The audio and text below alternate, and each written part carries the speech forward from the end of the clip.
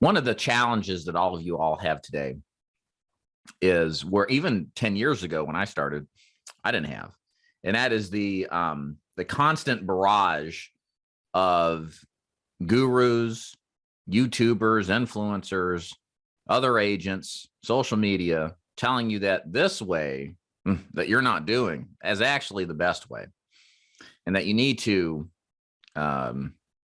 jettison everything that you're doing in order to do it the actual good way. So we call this, the old guys of us called it the shiny object syndrome. And it's the idea that especially under stress, duress, frustration, that we start to second guess our decisions, right? What we've committed ourselves to. And then we begin to ask ourselves, okay, is this really the best way? And this is kind of honestly, it's a double-edged sword, right? Because we shouldn't be so closed-minded, I think, to an extent, to the opportunity for maybe something better. But likewise, opening oneself up to such a high level of open-mindedness kind of means you're not committed to anything. And what we do know about success in life at anything is you have to be committed. You have to pick something that you're going to stand for. And what ends up happening, and I kind of went through this process too, is that, and I'll share a story with an agent of mine from early on in my career, is that you end up going through this process of, oh, you know, I'm having difficulty in final expense face to face. So-and-so says the secret to success is telesales. Let me do that.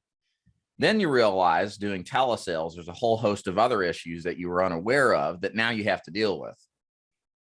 And you run into struggle. You repeat the process, the cycle.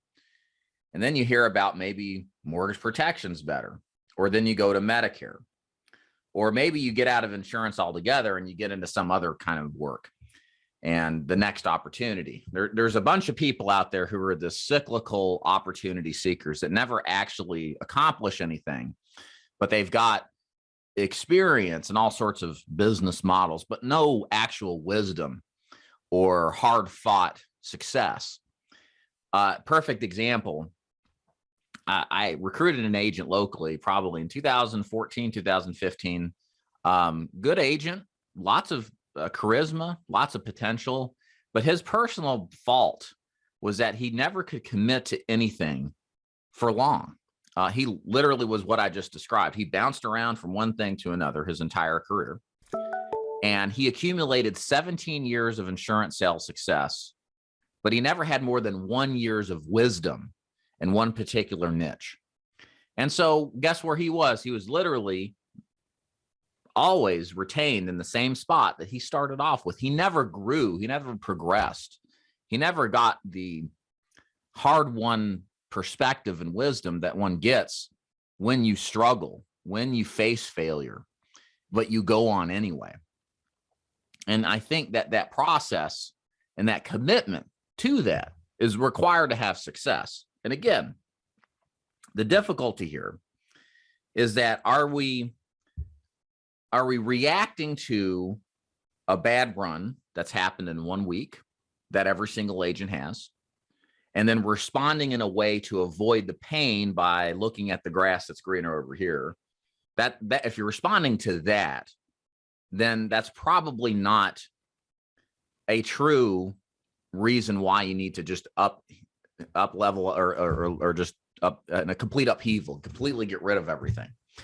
If you've legitimately tried this business and you were putting all of your effort in it, and you can answer to me and everybody else and God that you've done everything possible to be successful in this business. You've applied yourself, you've dealt with the negativity that we all have, the self-doubt, and you've applied yourself, you've taken action, and you're not getting traction, you're just not making sense of this business, that's entirely something else.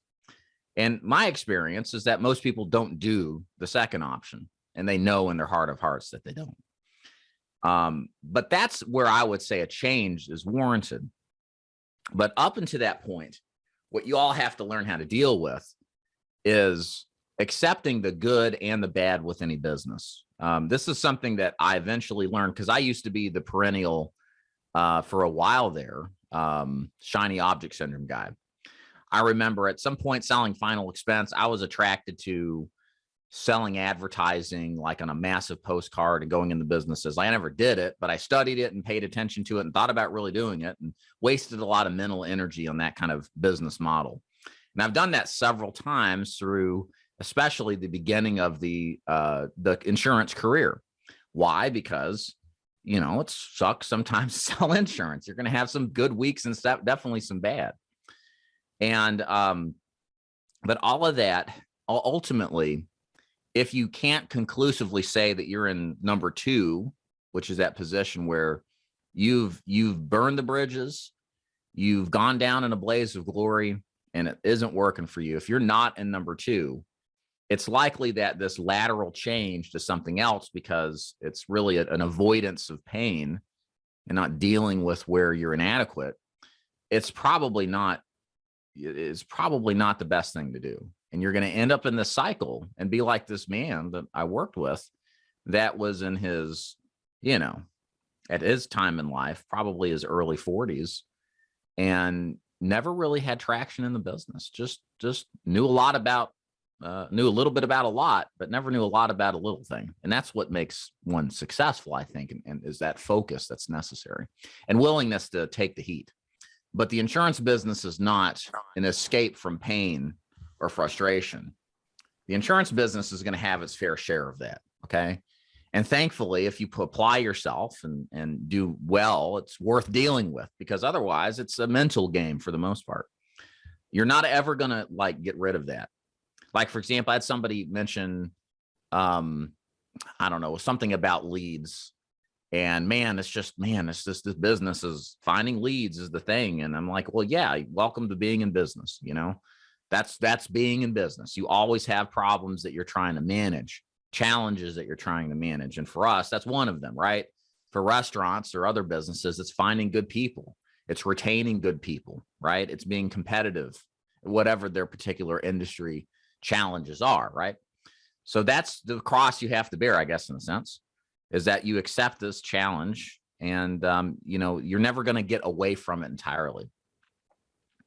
So I don't know where I'm going with this, except to caution you all that if you're having doubts, that's totally normal. I used to say, and I still think it, if you've been in this business long enough and you haven't thought about seriously quitting, you're not a pro yet.